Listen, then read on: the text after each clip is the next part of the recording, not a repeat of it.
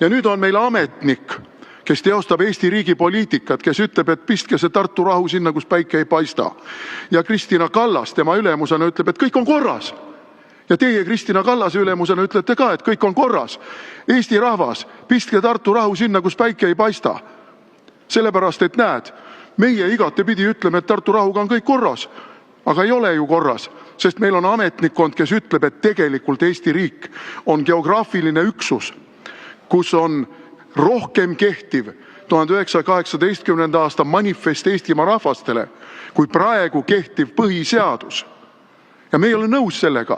Me ei ole nõus, et te lõdva käega juhite valitsust, mis sisuliselt vilistab meie identiteedile ja meie riigi kogu sügavale mõttele. Meie riigi mõte on Eesti rahva ja kultuuri kestmine ja te vilistate sellele.